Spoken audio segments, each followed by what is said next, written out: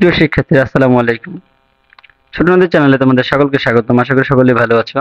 তো আমরা আজকে অষ্টম শ্রেণীর ডিজিটাল প্রযুক্তি বইয়ের 53 থেকে 56 পৃষ্ঠার সমাধানগুলো করব। আশা করব ভিডিওটি না টেনে টেনে সম্পূর্ণ ভিডিও দেখবে যাতে তোমরা পাঠটা পুরোটাই বুঝতে পারো। তো চলো ভিডিওটি আমরা শুরু করি। এটা হচ্ছে শিখন অভিজ্ঞতা 3 যে নাগরিক সেবা ও ই-কমার্সের সুযোগ গ্রহণ করি। সরকারি যে কোনো সেবা আগের চেয়ে অনেক সহজে আমরা ডিজিটাল প্রযুক্তি ব্যবহার করে নিতে পারছি। এখন আর কোনো সেবা নিতে অফিসে বা দূরে গিয়ে অনেক সময় ব্যয় করতে হচ্ছে না। নাগরিক সেবার সাহায্যে মানে আমরা ডিজিটাল প্রযুক্তি যেমন ব্যবহার করছি, তেমনি কেনাকাটাতেও আমরা ডিজিটাল প্রযুক্তি ব্যবহার করে সহজেই সেবা নিতে পারছি। আমাদের এই অভিজ্ঞতার মধ্যে দিয়ে নাগরিক সেবা ও ই-কমার্স সেবা নিতে কি কি পদক্ষেপ নিব এবং এর জন্য একটি পরিকল্পনা প্রণয়ন করতে উপস্থাপন করব। তো এখানে সেশন 1 এর নাগরিক সেবা শ্রেণী বিন্যাস রয়েছে। একটু লক্ষ্য করবে যাতে করে তোমরা সমাধানগুলো সহজে নিজেরাই করতে পারো। অষ্টম শ্রেণীর শিক্ষার্থীদের অহনা বিজ্ঞান বইটির একটি সফট কপি সে তার মায়ের মোবাইলে ডাউনলোড করতে চায়।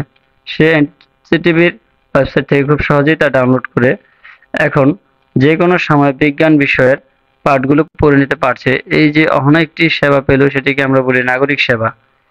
এনসিটিভি সারা দেশের সকল শিক্ষার্থীর কাছে বই পৌঁছে দেওয়ার সাথে সাথে ওয়েবসাইটের মাধ্যমেও এই নাগরিক সেবাটি দিচ্ছে। এটা হচ্ছে এনসিটিভির একটা ওয়েবসাইট যেখান থেকে তোমরা এই বইগুলোকে খুব সহজেই নামিয়ে নিতে পারবে। যে শিক্ষাবর্ষের মাধ্যমিক স্তরে অষ্টম শ্রেণীর পাঠ্যপুস্তক, এখান থেকে সকল বই পাওয়া যায় পিডিএফ। তো তোমরা চাইলে আমি তোমাদেরকে লিংক দিয়ে দিব, তা কমেন্টে অবশ্যই আমাকে জানাবে। নাগরিক সেবা সাধারণত সরকারি প্রতিষ্ঠান বা স্থানীয় সংস্থা থেকে পেয়ে থাকি। আবার আমরা নিজেরাও জনসাধারণের সুবিধা ও কল্যাণের জন্য প্রাতিষ্ঠানিক বা ব্যক্তি পর্যায়ে সেবা দিতে পারি। এটা হচ্ছে তোমাদের ডিজিটাল প্রযুক্তি বইয়ের 53 পৃষ্ঠা এবং 54 পৃষ্ঠায় বেশ কিছু কাজ রয়েছে। দেখবে যে নাগরিক সেবা ই-কমার্সের সুযোগ গ্রহণ করে অধ্যায় অহনা এনসিটিভির বই ডাউনলোড করে যেই সেবাটি পেয়েছে সেরকম আরো কয়েকটি সেবার নাম আমরা নিচের স্টিকি নোটগুলোতে উল্লেখ করব। অর্থাৎ এই যে পিন দিয়ে স্টিকি নোটগুলো রয়েছে এইখানে আমরা অনলাইন থেকে আর কি ধরনের নাগরিক সেবা পেতে পারি তার কিছু কাজ আমাদেরকে এখানে করতে হবে। তো চলো তোমাদের জন্য আমরা এর একটি নমুনা উত্তর তৈরি করেছি, উত্তরগুলো দেখে নিই। প্রথমত আমরা রয়েছে যে থেকে সেবাগুলো পেতে পারি, আমরা বলেছি যে জরুরি কল সেন্টারের সেবা, ভূমিহীন সনদ, ই লার্নিং সেবা, আর্থিক স্বচ্ছতা সেবা, স্বাস্থ্য বাতায়ন সেবা, কৃষি কল সেন্টার সেবা। এগুলো হচ্ছে নাগরিক সেবার নাম। এখানে রয়েছে সংস্থা অনুযায়ী নাগরিক সেবার ভিন্ন ভিন্ন ধরন ভিন্ন ভিন্ন। এক এক সংস্থার কাছ থেকে এক ধরনের সেবা নিচ্ছি।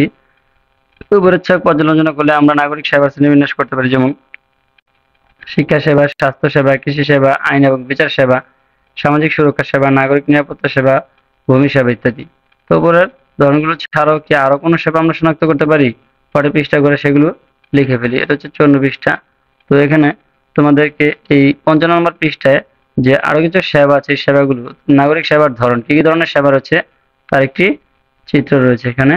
এবং এখানে আরো একটি কাজ রয়েছে যে নাগরিক সেবা ও সেবা প্রদানকারী প্রতিষ্ঠান যে জন্ম নিবন্ধন সার্টিফিকেট একটা উদাহরণ দিয়ে দিচ্ছে এবং এটা কোথা থেকে দেয়? সিটি কর্পোরেশন অথবা পৌরসভা অথবা ইউনিয়ন পরিষদ। তো এই ছকটি আমাদেরকে করতে হবে।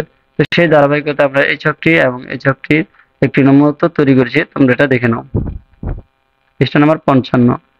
আমরা এখানে উল্লেখ করছি নাগরিক সেবার বিভিন্ন ধরনের মধ্যে 5টি সেবা উল্লেখ করেছি আমরা। যে নাগরিক সেবার ধরন, 1 নম্বরে আমরা উল্লেখ করছি প্রত্যয়নপত্র সেবা, 2 নম্বরে চারিত্রিক সনদ সেবা, 3 নম্বরে ট্রেড লাইসেন্স সেবা হবে। তো 4 নম্বরে আমরা উল্লেখ করেছি নারী ও শিশু বিষয়ক সেবা এবং 5 নম্বরে আমরা উল্লেখ করেছি ডিজিটাল নিরাপত্তা সেবা। এখানে যে ছকটি রয়েছে এই ছকটা তোমরা আরো বসাতে পারতে, তো আমি তোমার জন্য কমই করেছি। জন্ম নিবন্ধন সার্টিফিকেট এটা কোথা থেকে পাওয়া যায়? সেবা প্রতিষ্ঠান সিটি কর্পোরেশন, পৌরসভা অথবা ইউনিয়ন পরিষদে।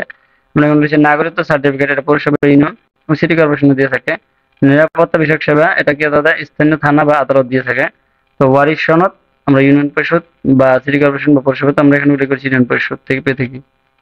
এখানে রয়েছে যে প্রাপ্ত নাগরিক সেবাগুলো পাওয়ার জন্য আমাদের প্রক্রিয়ার মধ্যে দিয়ে যেতে হয়। এখনকার সময় ডিজিটাল প্রযুক্তি ব্যবহার করে নাগরিক সেবা গ্রহণ করার সম্ভাবনা খুব বেশি হচ্ছে। তো ডিজিটাল প্রযুক্তি ব্যবহার করে নাগরিকরা বিভিন্ন সেবা গ্রহণ করতে পারেন, যেমন শিক্ষা বিষয়ক তথ্য সংগ্রহ, সরকারি দপ্তর থেকে সনদ গ্রহণ, পাসপোর্ট আবেদন ও ভিসা প্রসেসিং, ট্যাক্স রিটার্ন জমা দেওয়া, ব্যাংকিং ইত্যাদি। নাগরিক সেবার সাথে সময়, যাতায়াত, খরচ জড়িত। এখন ডিজিটাল মাধ্যম ব্যবহার করে এই সকল নাগরিক সেবা গ্রহণ করায় একজন নাগরিকের সময়, যাতায়াত ও খরচ অনেকাংশ কমে গিয়েছে। নাগরিক সেবার কয়েকটি উদাহরণ হলো কিশোর বাতায়ন, ডিজিটাল সেন্টার, জাতীয় তথ্য বাতায়ন, ই-নথি, একশপ, একটি, জাতীয় হেল্পলাইন 333, মুক্ত পাঠ শিক্ষক বাতায়ন, MyGov app, digital service, design lab ও আই ল্যাব এবং ইভস ইনোভেশন ল্যাব। নাগরিক সেবাকে আরো সহজ করতে মোবাইল অ্যাপও তৈরি করা হয়েছে। তো তোমরা আশা করি এই পাঠটার মাধ্যমে যদি একটু মনোযোগ দিয়ে থাকো তাহলে অনেকগুলো সেবার তথ্য এখান থেকে তোমরা জেনে যেতে পারলে। তো এই 56 পৃষ্ঠায় একটু কাজ রয়েছে যে সরকারি নাগরিক সেবার মোবাইল অ্যাপ, এখানে মাই গভ, তারপরে এই তিনটি সার্ভিস পেয়েছে।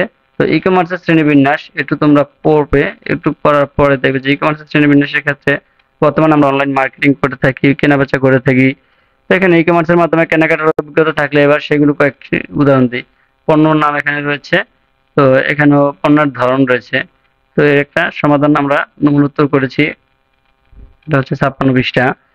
দেন এখানে আমরা উল্লেখ করেছি যে ই কমার্স শ্রেণীবিন্যাসে পণ্য নাম আমরা বই রয়েছে, তারপর আমরা ওষুধ ক্রয় করি, খেলনা ক্রয় করি, মোবাইল ক্রয় করে থাকি, শিক্ষা রয়েছে, এখানে রয়েছে চিকিৎসা, বিনোদন, পোশাক আশাক। তো এই ছিল আজকের সমাধান। আশা করি ভিডিওটি অবশ্যই তোমাদের ভালো লাগবে। যদি ভিডিওটি ভালো লাগে অবশ্যই লাইক করবে, কমেন্ট করবে এবং কমেন্ট অবশ্যই হেল্পফুল ভিডিও লিখবে। যারা ইতিমধ্যে চ্যানেলকে সাবস্ক্রাইব করে দিয়েছে তাদেরকে অসংখ্য অসংখ্য ধন্যবাদ, এবং যারা এখনো চ্যানেলটি সাবস্ক্রাইব করোনি আশা করি এই চ্যানেলে আমার সাথে সবসময় থাকার জন্য তোমরা অবশ্যই চ্যানেলটিকে সাবস্ক্রাইব করে দিবে। সবাই ভালো থাকবে, সুস্থ থাকবে। আল্লাহ হাফেজ।